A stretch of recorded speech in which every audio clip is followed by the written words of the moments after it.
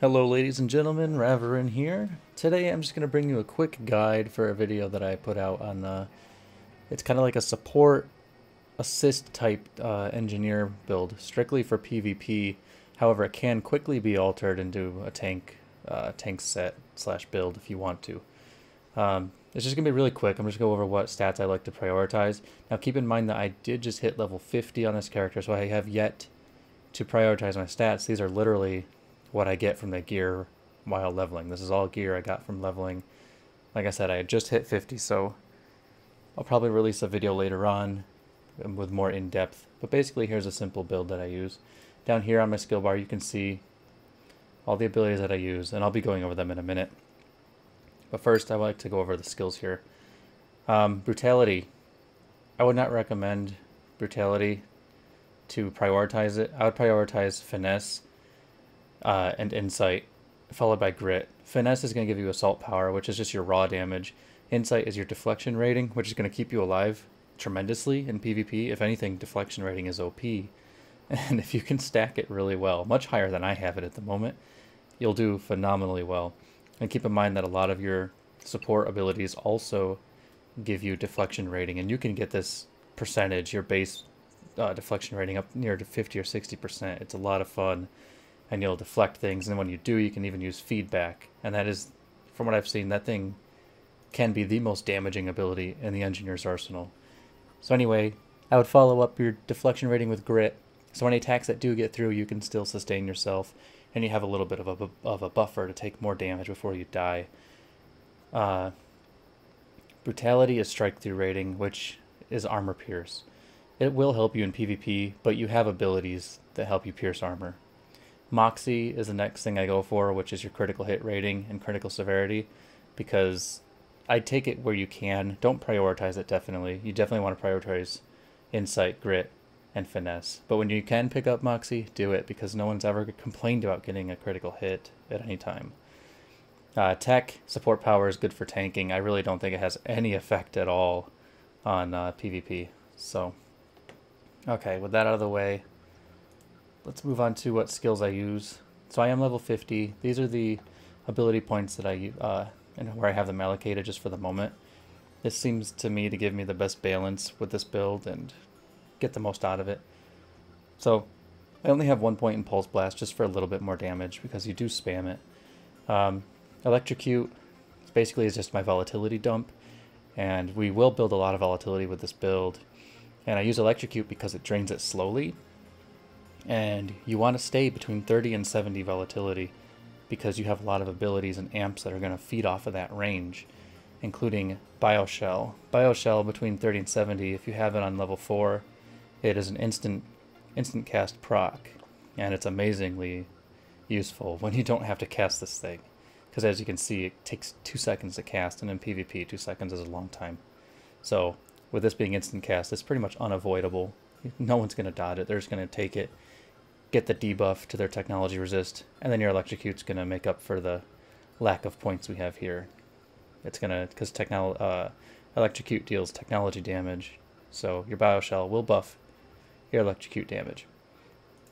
Moving on to the next tab, I use Disruptive Module simply because it does more technology damage, and it also gives you it puts a technology damage dot on 5 foes every 1 second for 6 seconds. It deals, as you can see, nearly 3,500 damage or more if it can crit over 6 seconds to up to 5 foes, and it gives you volatility each tick. So like I said, we're going to have a lot of volatility. And then I do have it all the way up to level 8 because this is great. It increases your shield mitigation, which basically just makes your shields thicker, makes them better at mitigating damage.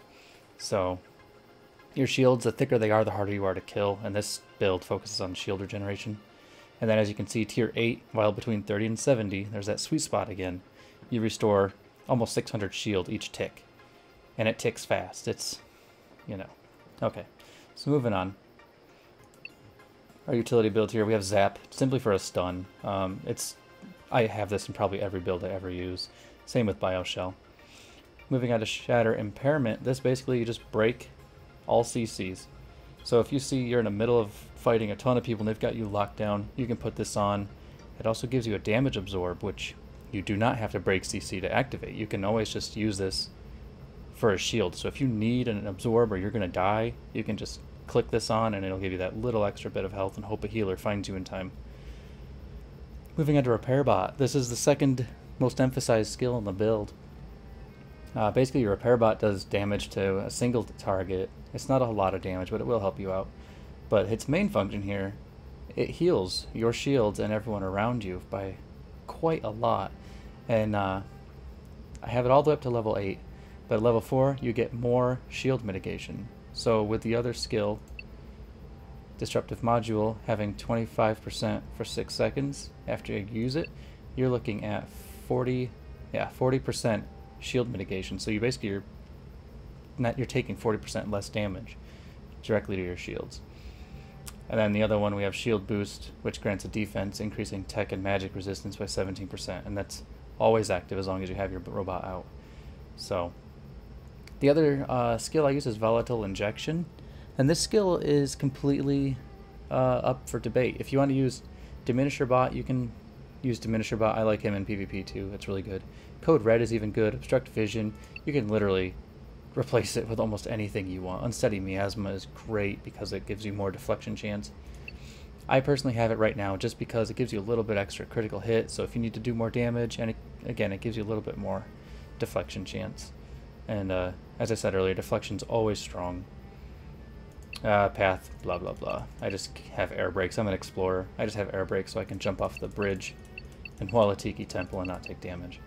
Okay, moving on to amps real quick. These are the same exact amps that I use when I'm PvE tanking for dungeons or raids, whatever, what have you. Basically, they're simple. I have cooldown reduction, Reckless Dash, which makes your dashing generate volatility, Deft Restoration, which makes your dashing restore shield capacity, and it can occur only once every 10 seconds, so be mindful of that. It does have a cooldown. And the third one is Repair Bot, which is the staple of this build for keeping us alive. Moving to Hybrid Support Utility, we have shield capacity up 9%, which, you know, we're shield based here, and then Help in Hand, which is an amazing ability. Basically, every time you take damage, you get a little buff on you. It gives you a beacon for 30 seconds. It increases healing by up to 25% because it stacks 5 times. It's just great at keeping you alive. If your healers are, you know, undergeared or underclassed, basically their spells are a quarter more effective than they would be. Moving up to support, we have Deflect, which gives us, you know, that survivability through deflection rating. Always try to get that where you can. Support power 1, yeah, that's just support power. Like I said, it doesn't do anything for PvP, so you can move these 3 if you want to and put them somewhere else, but I have them because I also use this build for tanking, and you can see amp resets are pretty expensive at level 50, so I just have them there for now. You can put them where you want. Deflect critical hit, again, you don't want critical hits to hit you. If you can block, you know, if you have an Esper or a Spellslinger's charge shot will hit you for 5,000. If you can block that and just mitigate it, more power to you. That means you're probably going to kill him in the next 20 seconds. We have Rejuvenating Rain. When you deflect an attack, you restore health to yourself and 2 allies. So again, everything builds and synergizes nicely. Then we have Enmity. Landing a hit grants a threatening for 3 seconds. Can only occur every 5 seconds. It just increases your threat regeneration. Again, these middle abilities here are for PvE, not PvP. So these 4 abilities here, which take up 7 points, are subject to change. You can place them wherever you like. The unlock ability I use, Disruptive Module. This is how you unlock my number 4 skill, the one that gives you and your allies shield regeneration and mitigation. It's very important that you get this for this build. It's an amazing skill, and you will love it when you get better at using it. The last one here is Try and Hurt Me. This is great because while you maintain that sweet spot of 30 and 70 volatility, you get a stack of Try and Hurt Me every half second, reaching 5 stacks. When you reach 5 stacks, you restore 500 health. It's that simple. It doesn't say that it has a cooldown, and when I'm in combat, once you receive the heal, the buff will go away, and you'll heal again, another 500, the next time you get 5 stacks. So if you can maintain between 30 and 70 volatility for the whole fight, every 5 seconds you'll be healing yourself 500 points. On top of your Repair Bot, which, as you can see, heals quite a bit. And my shields are only 7.2k, so he probably just brought him up to full. So basically, that's it. It's a really simple build. Your main idea here in PvP battlegrounds with this is not to get a lot of kills, but to sustain yourself and your teammates around you in the immediate area, and just get assists, route your enemies, pin people down, separate your DPS from your healers. Basically, you wear heavy armor, and you have pretty good deflection chance, pretty good sustain. So just get in the fray, mix things up, confuse your enemies, push them around. Just be an all-out bruiser, and you gotta rely on your healers. Just hope your healer has your back. I mean, if they don't, you're probably gonna lose your BG anyway. So why not? You may as well just get up in the fray and try and fight them one-on-one or 5v1, whatever you want. You can check out the video. I'll post a link to it in the video description. I have a full PvP game in Walatiki Temple where my team completely obliterates the exiles in their valiant efforts to capture those masks. So anyway, you can check out the video to see how this stacks up. Remember, your stat prioritization is very important, and your amps and abilities, your amps especially. Like I said, these 7 points here are subject to change, so do with them what you please. And anyway, thanks for watching.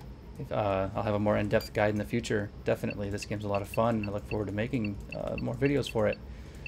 So if you like the video, give me a thumbs up, like, subscribe, get me a message if you want, if you want to see anything special. But thanks for watching.